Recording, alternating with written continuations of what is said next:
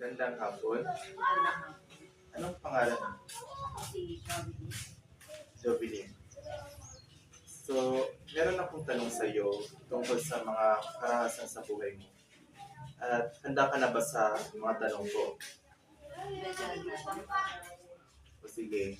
So, una, nakaranas ka na ba ng anumang uri ng karahasan dahil sa iyong kasarian? Nung una, akala ko hindi ko yung hindi yung mangyari sa akin. Pero, syempre, dadating yung panahon na naging dahil victim din So, ano ang naging epekto ng karanasan ito sa iyong physical, emotional, o mental na kalagayan para sa iyo? Para sa akin, marami. Naging mababa yung, parang naging mababa ako sa iba. Wala akong confidence na humarap sa iba. Naging time na gusto ko na isa. So parang bumaba yung parang low self-esteem. Tapos meron time na nahihirapan ako nag-audit ako, nahihirapan ako sa depression kasi malalaki na iba. Kailangan kong harapin yung mga pangyayari na yun. And then, mas naisip ko na wala sa mundo, diba, ang mga bagay na hindi dapat kailangan isipan. So, parang, yun, napunta ko na naranasan ko na sabi ko na lang na ano ba yung purpose ko ng buhay dito kung haharapin ko ng mga ganitong sitwasyon. Gusto ko lang mabuhay ng normal, pero since ganito yung napakahirap sa akin. Yun.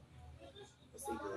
Ano sa palagay mo ang nakakatulong upang maiwasan o mabawasan ang karahasan nito? Siguro magkaroon din tayo ng edukasyon tungkol dito na kailangan maging aware yung lahat. Kasi hindi lang kasi pag sa iba na mga naging biktima, hindi yung madali na harapin nila. Kasi din sa mga naging nagbubuli or parang malalapit sa iba. So kung halimbawa yung sila sa tingin nila perfect sila, so hindi natin lang mag-plus din kapag sila. Parang gagalawin ko yung work. Kasi may mga sarili nila yung we should respect each other's nila. Sige. Maraming salamat, Jovelyn, sa mga sagot mo. So, yun lang. Jovelyn has experienced prejudice and violence related to her gender since childhood.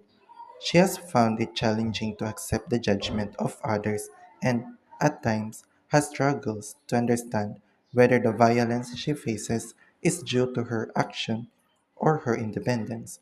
According to her, a woman who has the courage to embrace her independence may still feel vulnerable due to societal judgment. One of the most important values in life is mutual respect. According to Jovelyn, everyone is created by God and no one is perfect, regardless of whether they are a woman, a man, or a member of the LGBT community. We are all equal and it is essential to put an end to violence. Instead, we should embrace our imperfections and accept one another.